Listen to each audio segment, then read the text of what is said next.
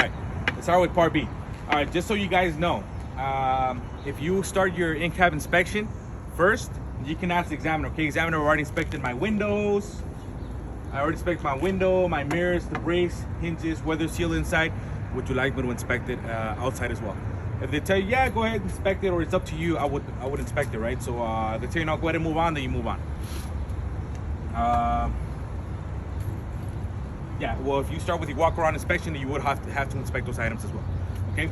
All right, so from the outside, I want to make sure that my door opens and closes properly. The latch is properly mounted, it's not cracked or broken or missing.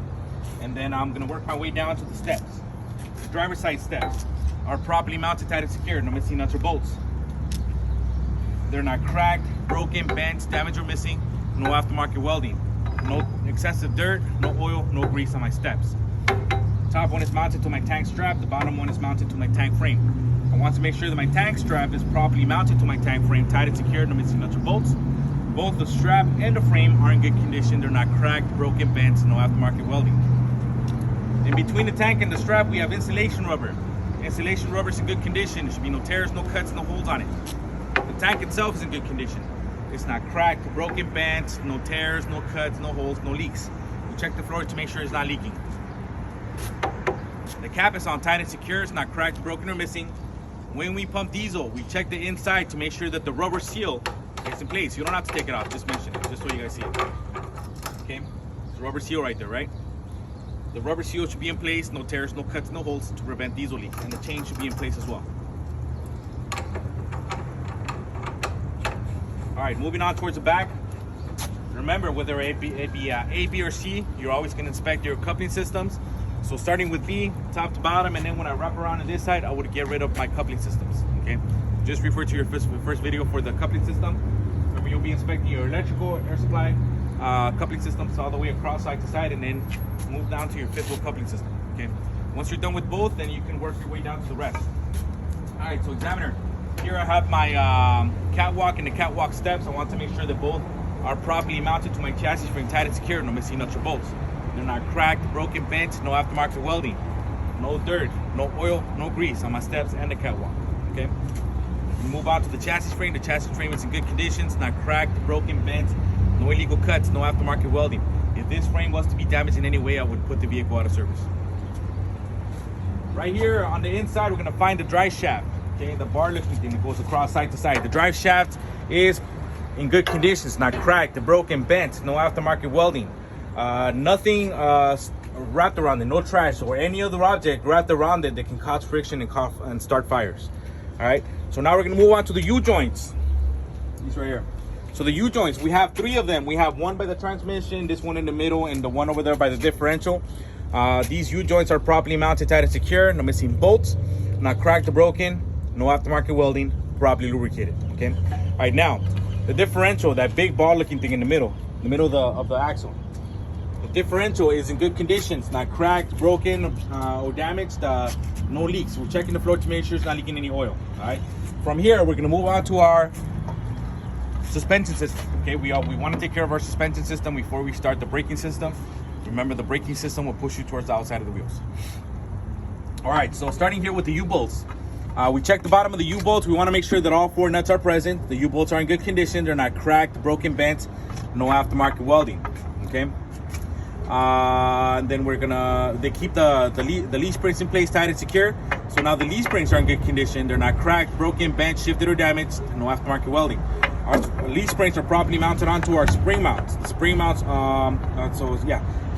leaf springs are properly mounted onto the spring mounts, no missing nuts or bolts. And then our spring mounts are properly mounted onto our chassis frame, tight and secured, no missing nuts or bolts as well. Okay, so the spring mounts are in good condition. They're not cracked or broken, no aftermarket welding. And then you're gonna tell the examiner, as you can see here, examiner, this particular vehicle is not equipped with shock absorbers or airbags. If I should have any, I would also inspect them, okay? From there, we're gonna move on to the braking system, which is right here, okay? So the braking system, remember, just like the front, we're gonna start it with the air brake hoses. So my air brake hoses are properly mounted, tight and secure. There's no tears, no cuts, no holes, no dry rot, no air leaks. That takes us to the air brake chambers. Air brake chambers are properly mounted, tight and secure, no missing nuts or bolts, not cracked, broken, bent, or damaged, no air leaks. And then the C-clamps are properly mounted, tight and secure, no missing nuts or bolts, not cracked, broken, bent or damaged, no aftermarket welding. Now through the back, we should be able to see the push rods just like the front. Okay, if you want to see what they look like, you can take video or picture of it later. But they're basically the same thing as the front, except that these are a little bit bigger. They're double chambers, and that's about it. And then the C-clamp is clamped down with nuts and bolts. The one in the front is pressure clamped. Okay. All right, so the C-clamp properly mounted, tight and secured, no missing nuts or bolts, not cracked or broken, no aftermarket welding. And then that takes us to the push rod. The push rod in the back is properly, it's in good condition rather. It's not cracked, broken, bent, no aftermarket welding. Our push rod is properly mounted onto our slack adjuster. The pins and cotter pins are in place. Slack adjuster is in good conditions, not cracked, broken, or damaged. And here in the back, we should have no more than 1 inch of play as well.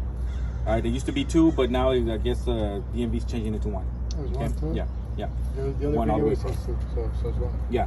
So you can use one because I asked the other guy, Mr. Juan, is the guy that's been here forever. I asked him, okay, well, which one's going to be, 1 or 2? He's all like, okay, well, no, you can use 1. In the DMV book, it says 1, but it could also be 2 in the back. Okay. All right. So no more than 1 inch of play, right? If I were to have more than 1 inch of play, then I would adjust by turning the hex nut all the way to the right, half a turn back to the left. Okay. And that takes us inside of the drums. We're going to find the brake shoes. The brake shoes are properly mounted, not cracked, broken, or damaged. And then the brake shoe lining should be no less than 1/4 of an inch of wear. If it were to be any less, they need to be serviced or replaced. Brake drums, not cracked, broken, or damaged. No oil, no grease inside of the drums. No black dust, no white dust. Remember, black dust indicates overheating, possible fire. White dust would indicate that a fire extinguisher was used to put out this fire. Once you get to your rims and tires here in the back, even the third axle, then you would tell the examiner that, okay, examiner, as you can see here, we have 2 rims, 2 tires to inspect. Okay, so I'll be inspecting my rims first. I'll be inspecting the inner rim lip. In between the gap, we have 2. And outside, that's 4 sides. So I'll be inspecting all 4 sides. All 4 sides are in good condition. They're not cracked, broken, bent, no aftermarket welding, no air leaks. On all 4 sides, I want to make sure that my tire walls are properly seated to the rim lips. No gaps, no air leaks as well. You go to the gap. You always go to the gap, right? So in between the gap, I want to make sure that both my rims are properly seated to each other. There should be nothing stuck in between, creating a bigger gap. Moving on to our tires, examiner, we have 2 tires to inspect, so I have 4 sides. We have the inner tire wall, between the gap we have 2, and outside that's 4 sides.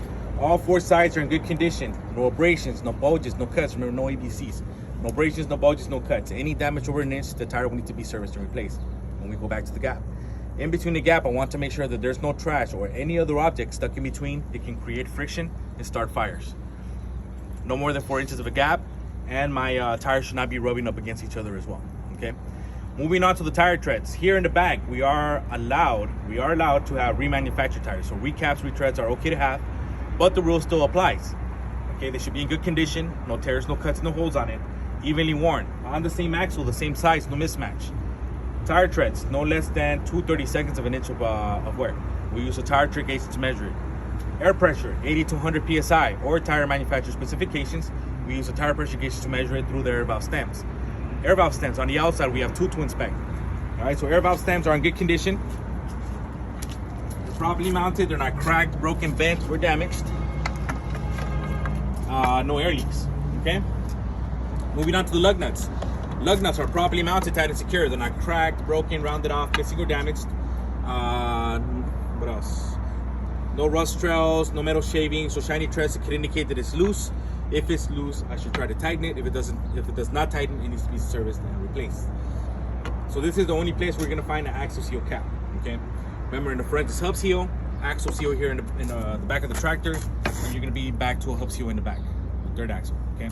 So axle seal cap, properly mounted, tight, and secured. No missing nuts or bolts. Not cracked, or broken, or damaged. No leaks.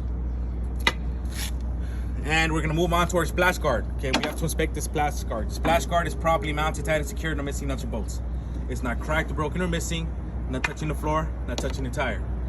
The frame is in good conditions, not cracked, broken, bent, no aftermarket welding. It is properly mounted onto our chassis, frame tight and secured, no missing nuts or bolts.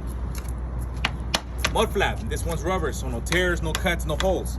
Properly mounted onto the frame, tight and secured, no missing nuts or bolts. So this one as well, not touching the floor, not touching the tire. Okay. The frame itself is in good condition. It's not cracked, broken, bent, no aftermarket welding, and properly mounted onto our chassis frame, tight and secure. No missing nuts or bolts. Here in the back, we have DOT reflective tape. We want to make sure that it's properly mounted, it's in good condition, clean, visible, red, white, reflective, and colored. Okay.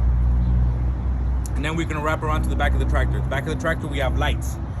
The red lights work as our brake lights, turning indicators, four-way flashers, and our parking light indicators, okay? So those red lights are properly mounted, tight and secure, not cracked, broken, missing, damaged, no exposed wire, red in color.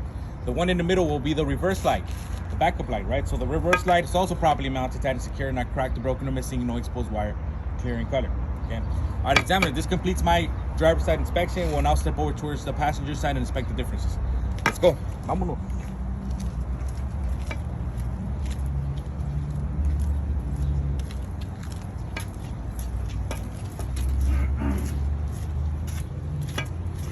Okay, examiner. Everything that I inspected on the driver's side applies to my passenger side as well. Okay, I'll be inspecting my differences.